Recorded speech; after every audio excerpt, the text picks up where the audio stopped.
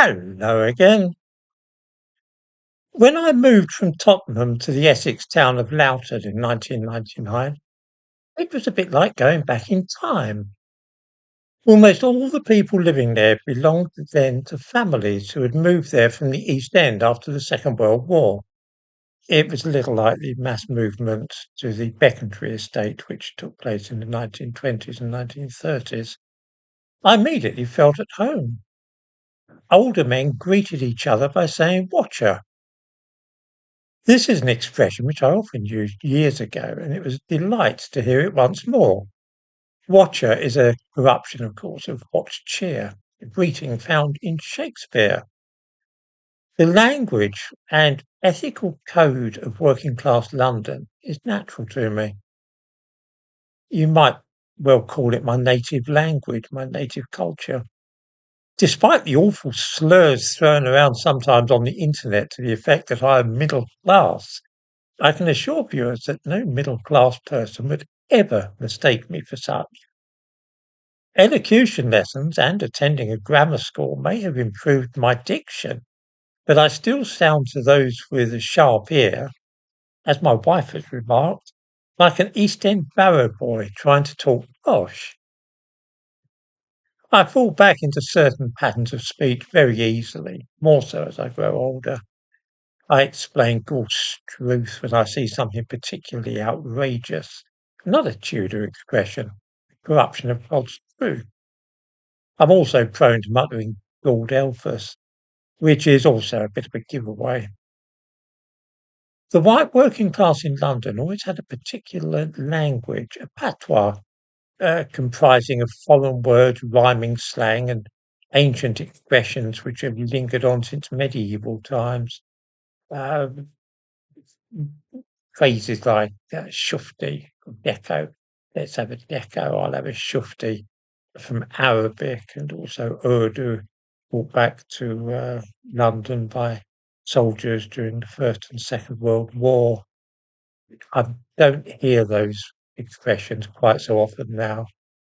I can't remember last time I heard someone say he was going to have a shufti or a deco.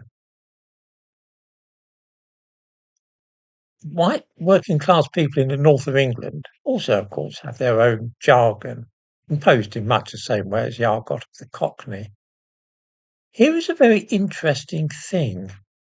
We are urged to show great respect for the patois, pidgin, and creole of other countries, especially those where people with dark skins live. But the patois of the white English working class is disdained as being slovenly speech or slang. It is not. It is a genuinely distinct collection of what sometimes almost amounts to a language, or at the very least a dialect in its own right. The working class also have a very fierce moral code, one which is not written down, and nor is it to be found in any religious text. Some of it is easy to set out. Stealing from individuals, especially the old or poor, is despicable. Cheating one's boss, though, is something else again within strictly understood limits. Skiving is fine, stealing materials is okay, as is overcharging for time or knocking off early.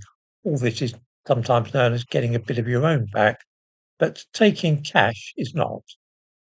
One never steals from a neighbour or member of the working class. Ripping off an insurance company is okay, as is deceiving a bank. Robbing an individual in the street is definitely not looked upon with favour. One covers for others of one's class, and there's a feeling that class warfare, although never described in those terms, is something bred in the bone. Generally speaking, workers, and this used to be particularly the case with manual workers, were all in league against the bosses. There was a unspoken conspiracy. Anybody that got promoted to be a foreman, say, the object of the exercise was always to deceive that person and to skive without him seeing. I don't know to the extent to which this sort of thing still goes on. Hitting women is wrong, as is cruelty to children. One of the things which made me laugh about the business in Epping has been middle-class types claiming that the angry crowds are only protesting because the man accused of bothering that schoolgirl was black. It has been said that if he was white, there wouldn't have been such a fuss. All I can say is that nonces, men who molest schoolgirls, are right at the very bottom of the social order for white working class men and women, and that if a white man were caught at that game, then he would be likely to suffer severe consequences. Skin colour does not enter into the equation.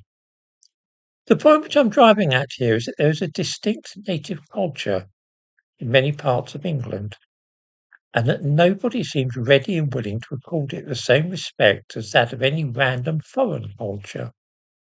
Do not imagine that working class people have not noticed this. I rather think that a backlash is about to strike, which will be very interesting to observe. There are, you see, an awful lot more working class people than there are upper or middle class ones.